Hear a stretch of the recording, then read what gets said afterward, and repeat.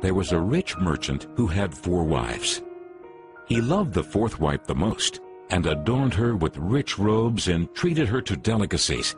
He took great care of her and gave her nothing but the best. He also loved the 3rd wife very much. He's very proud of her and always wanted to show off her to his friends. However, the merchant is always in great fear that she might run away with some other men. He too loved his 2nd wife. She is a very considerate person, always patient, and in fact is the merchant's confidant. Whenever the merchant faced some problems, he always turned to his 2nd wife, and she would always help him out and tide him through difficult times. Now the merchant's 1st wife is a very loyal partner and has made great contributions in maintaining his wealth and business as well as taking care of the household. However, the merchant did not love the 1st wife, and although she loved him deeply, he hardly took notice of her. One day, the merchant fell ill. Before long, he knew that he was going to die soon. He thought of his luxurious life and told himself, "Now I have 4 wives with me, but when I die, I'll be alone.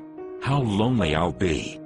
Thus, he asked the 4th wife, "I love you most, endowed you with the finest clothing and showered great care over you. Now that I'm dying, will you follow me and keep me company?" "No way," replied the 4th wife, and she walked away without another word. The answer cut like a sharp knife right into the merchant's heart. The sad merchant then asked the 3rd wife, "I have loved you so much for all of my life. Now that I'm dying, will you follow me and keep me company?" "No," replied the 3rd wife. "Life is so good over here. I'm going to remarry when you die."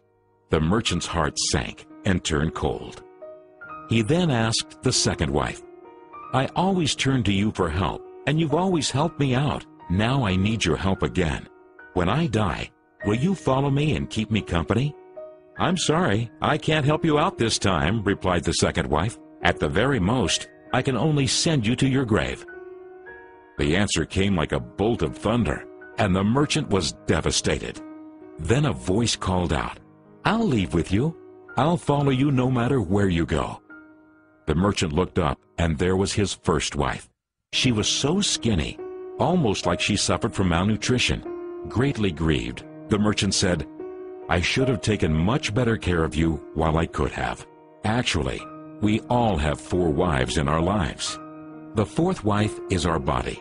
No matter how much time and effort we lavish in making it look good, it'll leave us when we die. Our 3rd wife?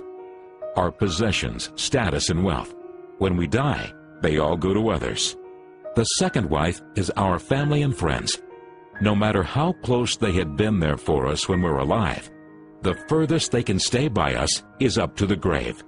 The 1st wife is in fact our soul, often neglected in our pursuit of material, wealth, and sensual pleasure.